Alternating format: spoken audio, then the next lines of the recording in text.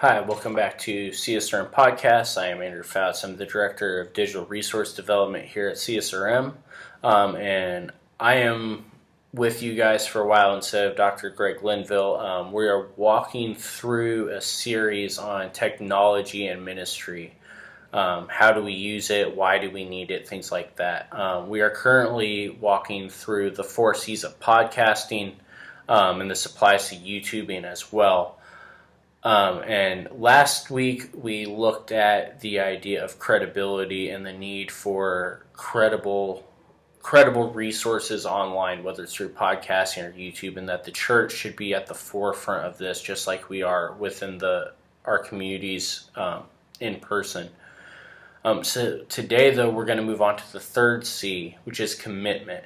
And this is one that everybody always is. It's going to be the bigger one. We even said this when we looked at the 4 lies as far as I don't have time for this.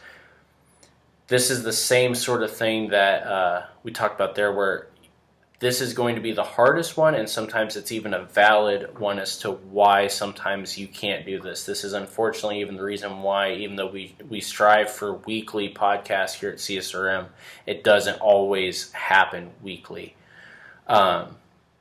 The commitment factor plays in a little bit with what we talked about last week as well, with the credibility being what brings in subscribers and what keeps people coming back to listen, all that kind of stuff. But this is more along the lines of the how we build that bridge that we talked about as far as what our vision at CSRM is of bridging our communities and the church. So when we talk commitment, obviously the big thing here is time. More so than finance. Finance we're going to talk about next week when we talk about the 4th C, which is cost. But when we talk commitment, obviously we're talking time. And this is a big issue in a lot of different areas. Podcasting, audio or visual, which visual being more of the YouTube side of it, podcasting being the SoundCloud and Apple side of it. It takes as long as you want it to. Our podcast typically, and this is what a lot of podcasts do, shoot for a 20-minute mark, 20 to 25 minutes. That's the average commute time. It's the average workout time.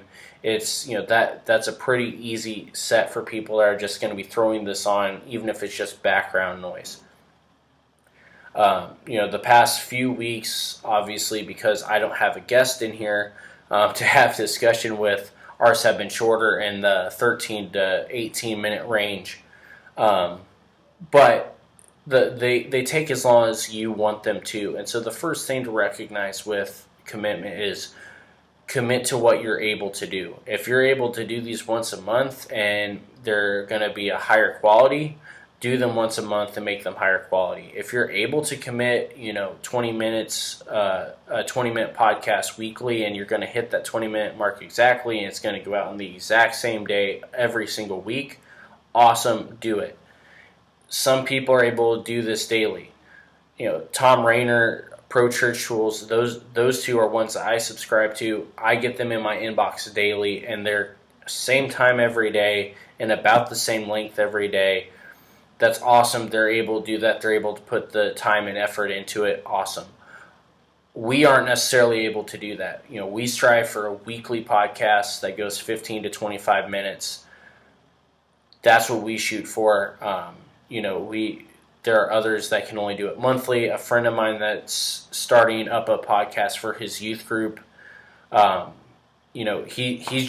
he's trying monthly just to start it out and see if there's even any interest before he commits any more time to it. It will take as long as you want it to. But all podcasts need time for planning, for recording, whether that's just audio or audio and visual like I'm doing here, editing, and uploading. This is something where, again, depending on what kind of equipment you have, will also decide how much time and effort and everything it's going to take. But in general, those 4 things are the things that require the most time and that are consistently going to be taking up time. The planning side of things, it just depends. Some people are able to go off the fly. Some people need notes. I personally do both. This one we're kind of doing off the fly because this one's a much easier one to do off the fly. The previous ones I had a little bit of notes here and there, but it was also kind of off the fly. Dr. Linville, a lot of times he plans this out in his head, comes in, sits down, but we have no notes and he just goes with wherever it takes him. There are other people I know that they have to have a script typed out, word for word, what they're going to say. It depends on you. It depends on that kind of stuff. But the planning side of this needs to come into effect where you need to make sure, again, that it's consistent with your theme. It's consistent with the message you're trying to do, which is the content. It's consistent. It's going to keep your credibility up so you're not just spouting off random things, random stats, all this kind of stuff. Make sure that you hit all those other areas. You're still providing good content. You're still providing credible content. You're still keeping your mission vision. You're still reaching your audience. That kind of stuff needs to be considered when planning as well.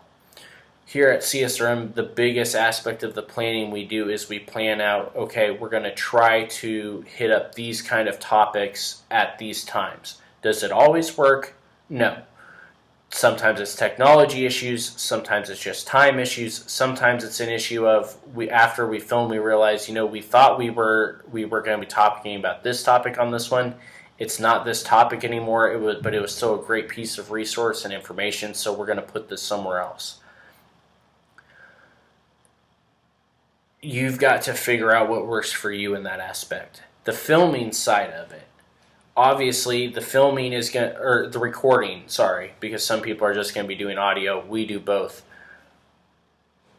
Obviously, that's going to take the exact amount of time that it takes. So in this case, it's taken us so far 7 minutes on the dot to do the recording process so far. We're only halfway through, so my guess is that this is probably going to be about a 15 to 20 minute video, which is what we want. So we've got to plan out for about that amount of time. Sometimes we have to do multiple takes. We end up having to go back and refilm, so we plan for that, especially whenever we are filming with our international director, who will not be named. We have to go back and do multiple takes because of the fact that we get so caught up in the message that we're doing that we realize that we've given information that we can't actually give out. And so we have to go back and film a second, either start from the beginning or just do a new segment of that portion of it, so that way we are not compromising our internationals. When we do interviews over Skype, we have to allow for a time for their cameras to get operational, for our cameras to get operational, for the Wi-Fi to adjust, all those sort of things. Make sure you give yourself more time than you need as far as when you're talking the filming side of this. The editing side, and this is the side where, again, it just depends on the person, it depends on the software. We here at CSRM use iMovie because it's a better resource for our money. It's free with MacBook, which is what I use. We don't have to pay anything for it. We can still do everything that we can with other softwares, and we normally are not using more than 2 or 3 cameras and tracks at once, and so it's plenty of space, plenty of time, and it's very quick and easy for us to use. But with that means we also have to make our graphics elsewhere, and so that takes extra time away from what would be just editing. We have to add the graphic stuff in. These podcasts where I'm the one doing it, because I'm the one doing it, I have the graphics made up ahead of time, and so I can knock out these in about, the editing only takes me about 5 minutes to do. Some of the ones that we've done with Dr. Linville, it can take a few hours just to get the editing down because of having to remake graphics or reword graphics, things like that. Sometimes when we're doing interviews with multiple people, it takes longer because we've got to adjust audio levels, we've got to adjust lighting, things like that. We've done some podcasts where we have to do it with green screen to make sure that we keep a consistent look, and so it takes longer because we have to do the green screen stuff, all that fun stuff. There's times where we're doing specific advertising for different books, and so we need to make sure that we've got those kind of graphics up. All of that kind of stuff takes time. All that kind of stuff takes precedence, but you will eventually learn how long it takes you to do these sort of things. When we first started these back a couple years ago, the editing took me way longer than it does now because I did not have some things already prepared in advance. The names that come up across the screen, I've already got our entire staff already pre-made, so that way I just have to throw it up. It takes no time at all. But when we have guests, I have to go in and create new ones. When we have international guests, I have to create new ones and then send it off to our international director to make sure I spelled it right. There's different things that play into it, but just make sure that you understand that that's a time commitment, as well as the editing side of this takes time and takes effort. And the one that most people always forget about as far as the time commitment is the uploading of the actual footage. Depending again on the software you use, some of your stuff may be huge, massive files that can take a couple hours to upload to things like YouTube and SoundCloud. SoundCloud, it's normally just audio, so it doesn't take as long. There have been some things I've tried to submit to YouTube that are a couple almost a terabyte worth of information because they're longer. They're an hour to 2 hours. It can take 12 hours to upload. Unfortunately, that means your computer is unavailable for 12 hours, and unfortunately, you just have to deal with it. Those are things that, again, you're going to learn as you do this, but they're things that initially off the bat you need to be aware of, that these are things that you have to be willing to commit time to. Uploading, you don't have to do anything. You just upload it and you can walk away. So you can go do other things, but your computer is going to be out of use for a while. And so that's something you've got to take into consideration when you're planning out these sort of things. Again, as far as how long to actually make these podcasts, that again, it's up to you. It's your decision. Know your limits. Are you able to do 20 minutes daily? Are you able to do 20 minutes weekly? Are you able to do 20 minutes a month? Are you able to just do 10 minutes weekly? Know your limits. I typically, if you haven't noticed, I typically talk faster. I don't use quite as big of words. And because I'm the one that's doing the editing, I also know how to manipulate a lot of this stuff. And so my videos that I'm doing for CSRM are much shorter than the ones that we do with Dr. Linville or Executive Director David Waddell. Those videos may go a little bit longer. If you've got guests, they're going to go a little bit longer. Know your limits. Don't be afraid to have to put out a 5-minute video every once in a while. Don't be afraid to have to put out a half-hour video every once in a while. We did, with Reach Extended, we did an interview with Susan Stewart back over a year ago. It went 35 minutes. We don't like to go 35 minutes, but for that interview, it worked out very well because her story was enough to keep people locked in. My stories right now are probably not enough to keep you locked in longer than 18 minutes. That's okay. I know that limit, and so we're going to keep it. The other side of this is knowing your audience. Are you reaching a group of people that have 20 minutes to sit and listen? Are you reaching a group of people that only have 5 minutes to check this out while they're in the bathroom or while they're waiting in line for their coffee in the morning? Know your audience, know your limits, and don't think that you have to reach a certain mark, especially right off the bat. Like we said with the audience back when we talked content, these sort of things are things that are going to morph and change as you do this more and more.